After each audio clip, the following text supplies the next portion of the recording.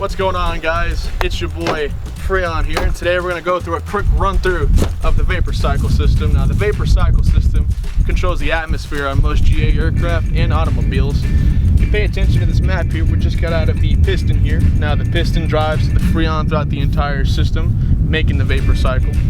Now, at the state that I'm currently at right now, we are at gas, because if anything other than a gas got inside this piston here, we would have this thing called vapor lock, which is not what we want. You're talking bench rods, it would ruin the entire thing. So right now, we are vapor, and we're gonna make our way to the condenser. Follow me. Alrighty, so like I had mentioned previously, we just got out of our piston here, the thing that drives the Freon throughout the entire system. Now we've made our way to this extremely important component called the condenser. Now at the condenser, something real magical happens. So there's little cooling fins all over these tubes over here that dissipate heat. And so that's extremely important because that allows me, Freon, to go from a gas to a liquid. And so once we make our way throughout the entire condenser, any excess water that might have found its way in here is gonna come out through this receiver dryer here with a desiccant, but we'll get to that later. For now, let's just get through the condenser.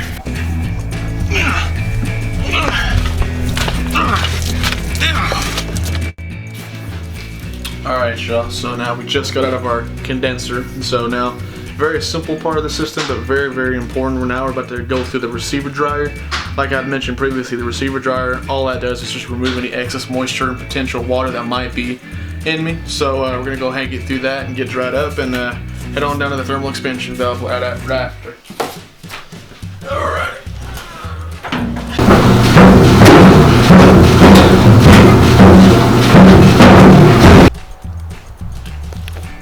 Alrighty, so we just got out of our receiver dryer here. Once again, that receiver dryer acts like a desiccant, removes any excess moisture or water that might have been in me coming out of there. So now we're making our way all the way down here to our thermal expansion valve.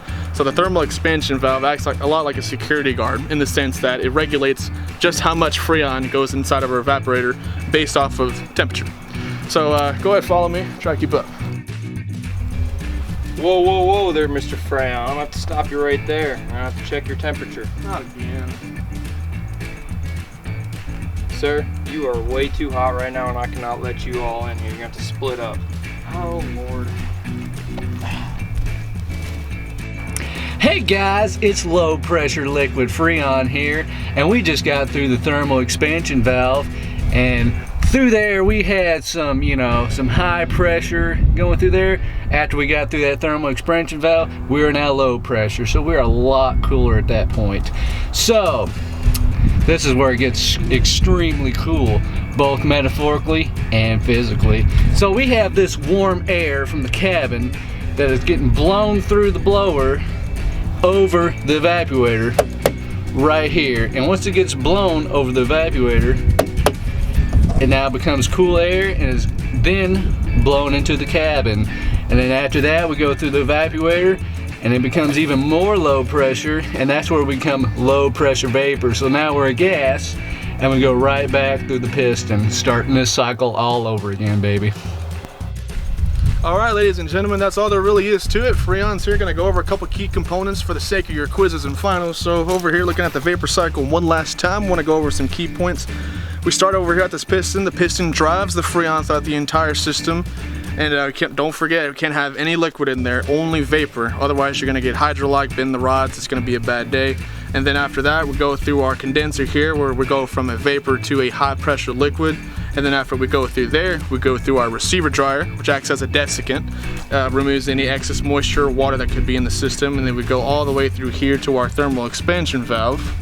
And right there, that's where we turn in from high pressure to low pressure. That's the biggest thing with everything. That is what changes the temperature from that high pressure to that low pressure. That then gets sent through the evaporator. That warm air goes over the blowers. That's cool right there. So it then sends that cool air out to the cabin, cooling all the passengers off. That's what we like to see.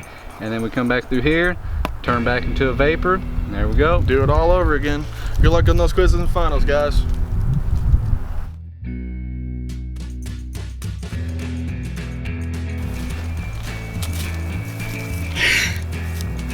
What's up, guys? We're bleeding air! sir! We're gonna take you through The air cycle! What's up, y'all? It's Bleed Air here. And today, I'm gonna run you through the air cycle, okay? So, we're the bleed air that came off the turbine, which is in all commercial aircrafts. So, as you can see here, I run up through here and up through this primary heat exchanger, which when I go through it, ambient air from the outside is blown through to cool off me, the bleed air. And then I come out of this heat exchanger here and go into this compressor where I'm then compressed down into some very high pressure bleed air. All right, here we go, guys, through the heat exchanger. Let's do it.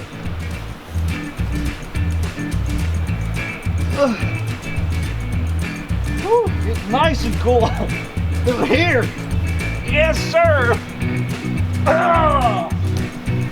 On our way to the compressor. What's going on, y'all? Bleed Air here again. So now we're about to go through what's the next component in our system called the secondary heat exchanger. So just previously we went through a compressor which compressed us, and now we've warmed back up just slightly, so we don't want that. We want to keep cooling down. So we're gonna go through up here and then through our secondary heat exchanger, which is basically gonna dissipate even more heat off of us than previously. So come on with me, we'll go through the secondary heat exchanger, get even cooler. Alrighty, y'all, let's make our way through the secondary heat exchanger and on to our expansion tube.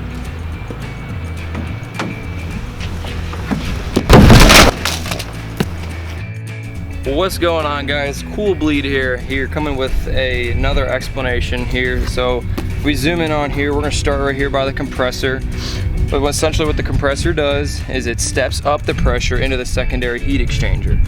Once that is there, we go down and it necks down. You can kind of see how it necks down into the expansion tube. The expansion tube essentially takes the high pressure and steps it down into low pressure. That difference right there gives us the cool air that we experience. Alright guys, so we're gonna go through our next explanation. So we got through the expansion tube. We're gonna go through our water separator. Now the whole point of it is to separate any possible air, moisture slash water going through the system. It separates it so that the cabin and the vernotherm does not have any moisture slash water.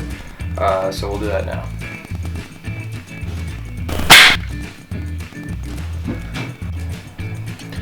Alright, so as we came through the expansion tube, we have that low pressure, as I said. Once we have that low pressure, we have to go through the water separator to separate any type of moisture or water that we have experienced through there. So we go through the water separator, it separates the water and the clean air, so that at the end of the water separator, we have straight clean air to go into the vernotherm. I'll explain to you guys the vernotherm here in a second.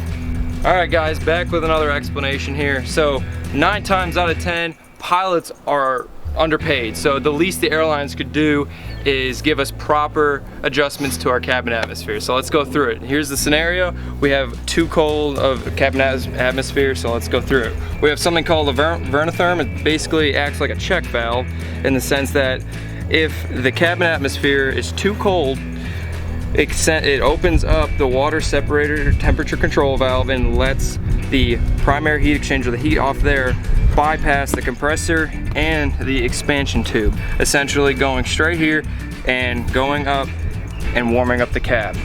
Essentially, that's what gives us the warmer cabin atmosphere. Whoa, hold on there, buddy. Breaker 94 to the pilot. What type of temperature do you want in the cabin right now? Hot air? Roger that, 10-4. I'm sorry, buddy, but you're way too cool. Hey, water separator temperature control valve. I'm gonna need some more hot air up in here. That's more like it. That's what I'm talking about. All right, boys, I think y'all ready. Come on through.